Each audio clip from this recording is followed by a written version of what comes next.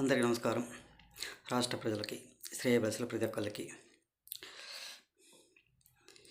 తొరిపల్లి సన్నాసి పేర్ని నాని గారు మరి 74 సంవత్సరాలు వయసు గల నారా చంద్రబాబు నాయుడు గారిని అక్రమంగా అరెస్టు చేసి నంద్యాల నుండి రాజమండ్రికి తరలించినప్పుడు అప్పుడు ఏం చేస్తున్నావు ఒక్కసారి చెప్పు. 53 రోజులు జైల్లో ఉంచారు కదా. ఊరక బోకు మాటలు, పనికిమాలిన మాటలు మాట్లాడటం తప్ప దేనికి పనికొచ్చేవాడు మాత్రం కాదు. మరి మీకు ఇప్పుడు ఒక బ్రోకర్ వల్లభనేని వంశీ గారిని అరెస్టు చేసినందుకు ఇంత నొప్పిగా వచ్చిందా? మరి అప్పుడు ఎందుకు రాలేదు నొప్పి ఒక్కసారి చెప్పు. ఇటువంటి పనికిమాలిన మాటలు మాట్లాడటం సరిగ్గా కూడా కాదు. రాష్ట్ర ప్రజలు ప్రతి ఒక్కరు గమనిస్తున్నారు. కాకపోతే మీరిద్దరూ ఒక తోకలాగా వెంటబడి వెనక్కి తీసుకొని తిరుగుతూనే ఉంటాడు ఈ జగ్గుబాయ్ జగన్మోహన్ రెడ్డి గారు. మీరిద్దరికి లేకపోతే ఆయనకు లేరు, ఎవరు ఉండరు. మీరు రాజీనామా చేసి వెళ్ళిపోతారని ఆ భయంతో నా వెంట్రుకు కూడా బేకరు అని అంటారు. ఆ వెంట్రుకలు పీకించుకున్నారే కదా. రాష్ట్ర ప్రజలు పీకేసి 11% ఇచ్చారు, 11 మంది ఎమ్మెల్యేలు ఇచ్చారు. ఇంకో సిగ్గు శరం లేకుండా నా వెంట్రుకు కూడా పీకలేరు అంటే ఎంతవరకు సభ ఒకసారి ఆలోచించండి. వైనాట్ 175 సిద్ధమో సిద్ధమో సిద్ధమో అని అన్నారు. ఏమైంది సిద్ధం? సవాళ్ళ మీద ప్రతి సవాళ్ళు విసిరారే, ఏమైంది ఇప్పుడు? ఇటుపోయారు. ఆ వెంట్రుకలు కూడా లేకుండా పీకి పారేశారు కదా, ఏమైపోయారు? ఇటువంటి పనికి మాలిన మాటలు, సన్నాసి మాటలు, ఏదో మాటలు ఆపితే రాష్ట్ర ప్రజలు కూడా కొంతవరకు గమనిస్తున్నారు మిమ్మల్ని. ఒక్కసారి ఆలోచించుకోండి. ఏదో మాటలు వాడేంటి ఊరక వాగుతుంటాడు. వీడు పేరు నానిగాడు గోడౌన్లో బియ్యం బస్తాలు దాపెట్టుకొని ఆమె భార్య సతీమణి గారి మీద కేసు పెట్టినందుకు ఆ రోజు ఏమని కాళ్ళు గడ్డాలు పట్టుకొని బతిమలాడారు నారా చంద్రబాబు నాయుడు గారు. దేవుళ్ళు అంటాడు, మహాప్రభు మహానుభావుడు, మా భార్యని ఏమి అనవద్దు, ఏమి అనబాకండి, కేసు పెట్టవలసిన అవసరం లేదు, మహిళ కదా, మహిళను రక్షించాలి, కాపాడండి, మహిళను ఎవరు ఏం చేయబాకండి అని ఆ రోజు అన్నాడా లేదా? మరి ఈరోజు ఏం సవాళ్ళు విసురుతున్నాడు ఒక తోకలాగా? ఆయన అండ చూసుకున్నాడు. అతను ఏంటంటే ప్రతి ఒక్క ఎమ్మెల్యే వెళ్ళిపోతాడేమో, వెళ్ళిపోతే మాకు ఇబ్బందిగా ఉంటుంది, ఎవరు సహకరించరు అన్ని ఆలోచనతోనూ ఒక పనికిమాలిన మాటలు, పనికిమాలిన సవాళ్ళు విసురుకుంటూ వచ్చిన జగ్గుబాయ్. ఆయనకి ఏంటంటే ఎటు చూసినా అధికారం ఉండాలి, అక్రమంగా సంపాదించుకోవాలి, ఆయన బాగుపడాలి. ఒక్కసారి తెలుసుకోండి. ఇటువంటి సవాళ్ళ మీద ప్రతి సవాళ్ళు విసిరబట్టే సిద్ధం అనుకున్నాడు. అడ్రస్ లేకుండా పాతాలోకి పోయాడు. మళ్ళీ ఇంక సిగ్గు శరం లేకుండా ఒక పనికిమాలిన మాటలు మాట్లాడుకుంటూ ఆవాడు సపారీలా కొడాలి నానిగాడు ఒక ఎదవ. ఒక్కసారి తెలుసుకోండి, మన రాష్ట్ర ప్రజలు ఎందుకు బహిష్కరించారా, ఎందుకు అధికారం లేకుండా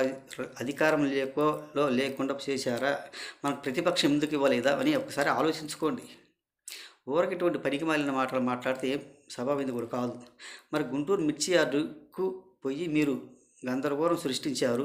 మీరు 5 సంవత్సరాల పరిపాలనలో ధరలు ఎంతవరకు పెంచారు, ఏ విధంగా పెంచారు? ఈరోజు మీరు గుంటూరు మిర్చి యార్డుకు పోయి ధరల గురించి మాట్లాడడానికి ఏం చేశారు? ఎవరికైనా ధరలు పెంచారా?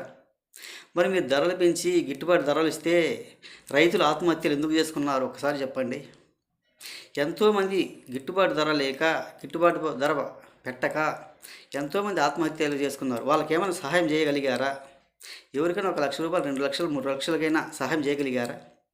ఈరోజు జనాల్లోకి వచ్చినప్పుడు, ఈరోజు జనాల్లోకి వచ్చి కుయ్యో మయ్యో అని అరుస్తూ ఉన్న వాళ్ళు ఆ రోజు ఎందుకు పోలేదు? ఎక్కడున్నారు ఆ రోజు? మరి ఆ రోజు ఎందుకు సహాయం చేయలేకపోయారు రైతులకి, గిట్టుబాటు ధర లేని రైతులకి?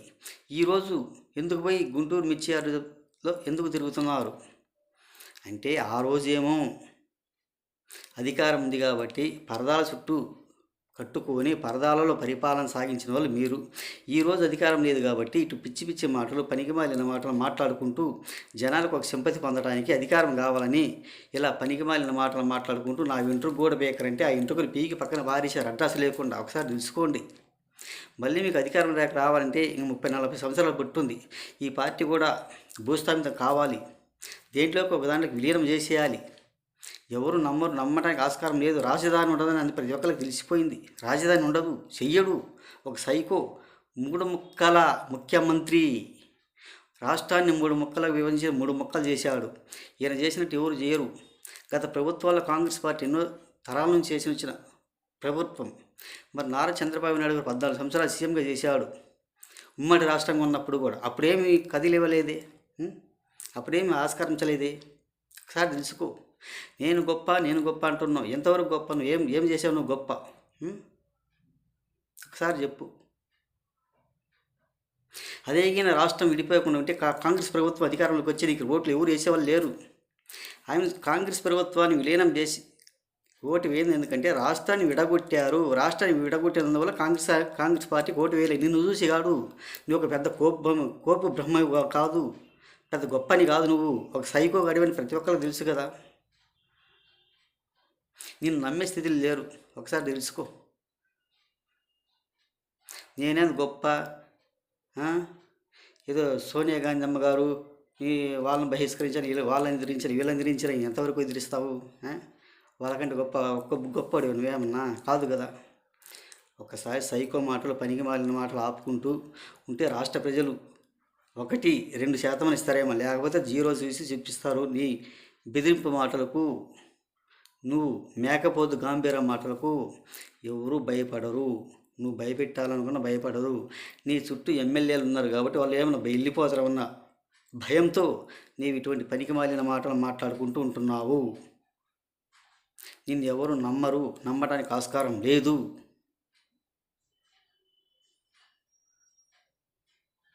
నువ్వు 5 సంవత్సరాలు అప్పులు పాలు చేశావు. ఉద్యోగులకు ఏమి చేయలేదు. సిపిఎస్ రద్దు చేయలేదు. విశాఖ స్టీల్ ప్లాంట్ అమ్మకానికి పెట్టేవాడివి. పోలవరం పూర్తి చేయలేకపోయేవాడివి, చేయలేదు. సవాళ్ళ మీద ప్రతి సవాలు ఇసిరావు. సిద్ధమా అని, సిద్ధం అని. ఏమైంది సిద్ధం? అడ్రస్ లేకుండా పోయింది. ఇటువంటి పనికి మాలిన మాటలు మాట్లాడకుండా ఉంటే చాలా వరకు బెస్ట్. ఊరకు ఎందుకు అనవసరంగా అక్రమంగా సంపాదించుకున్న ఆస్తులు ఉన్నాయి, ఆ ఆస్తుల మీద నీ కేసులు ఉన్నాయి అని కొంచెం తెలుసుకో. ఏది ఏమైనా ఇటువంటి పనికి మాలిన మాటలు ఆపు. వాళ్ళ బెదిరించి, వీళ్ళ బెదిరించి ఏం చేసావు? ఏం పెంగటించావు రాష్ట్రాన్ని? ఏమి ఉద్ధరించావు రాష్ట్రంలోకి? ఏం సాధించావు? ఏ ఒక్క పని కూడా సాధించలేదు. వాడు పేరు నాగారు నా ఈ చిటికని వేరే మీద ఇంట్లో కూడా పీకలేరంటాడు. నిన్ను చూసి వాడు ఏడ పారిపోతాడో అనేది. గత చరిత్రలో గోడౌన్లో బియ్యం అక్రమంగా నిల్వ ఉంచుకున్న, అమ్ముకున్న దాన్ని ఒక్కసారి బతిమలాడుకుందాం, తిరగేసుకొని వినమని చెప్పండి పేరు నాని గారిని. ఒక్కసారి తెలుసుకో. ఫ్యామిలీ మొత్తం మీద కేసులు పెడితే ఆ విధంగా మాట్లాడారు. అది ఎటుపోయింది? ఆ సింపతి ఎటుపోయింది? ఏ రకంగా పోయింది? ఇటువంటి పనికి మాలిన మాటలు మాట్లాడుకుంటూ ఉండబట్టే మీ రాష్ట్రంలో అంధకారం లేకుండా, అడ్రస్ లేకుండా పాతాలోకానికి తొక్కి పారేశారు. ఇటువంటి పనికి మాలిన మాటలు ఆపండి. రాష్ట్ర ప్రజలు ప్రతి ఒక్కళ్ళు గమనిస్తున్నారు. మీకు అసెంబ్లీకి పోవడానికి కూడా ధైర్యం లేదు. అసెంబ్లీకి పోయి మాట్లాడడానికి ఆస్కారం లేదు. 11 మంది ఎమ్మెల్యేలు ఇచ్చారు. 18 మంది ఎమ్మెల్యేలు ఉంటే మీరు అసెంబ్లీకి పోయేది. గత చరిత్రలో మీరు ఏమని వాగారో, ఏమైనా మాట్లాడారో చెప్పండి ఒకసారి. మీకు ధైర్యం ఉంటే అసెంబ్లీకి వెళ్ళండి. మీకు ధైర్యం లేనప్పుడు ఎందుకు ఈ విధంగా మాట్లాడుతున్నారో ఒకసారి రాష్ట్ర ప్రజలకు వివరించి చెప్పండి. రాష్ట్ర ప్రజలకు ఎందుకు పోవటం లేదు అసెంబ్లీకి అని అడుగుతున్నారు. వాళ్ళకి సమాధానం చెప్పండి. మరి ఈరోజు బయట ఉండి కుయ్యం మీటరు అని అరవడం కాదు, ఒకసారి తెలుసుకోండి అని తెలియజేస్తూ, ఇటు పనికిమాలిన డైలాగులు, పనికిమాలిన పిచ్చి మాటలు మాట్లాడితే రాష్ట్ర ప్రజలు ఒప్పుకోరు, ఊరుకోరు. ప్రతి ఒక్కరికి తెలిసిపోయింది అని తెలియజేస్తూ ప్రతి ఒక్కరికి హృదయపూర్వక ధన్యవాదాలు.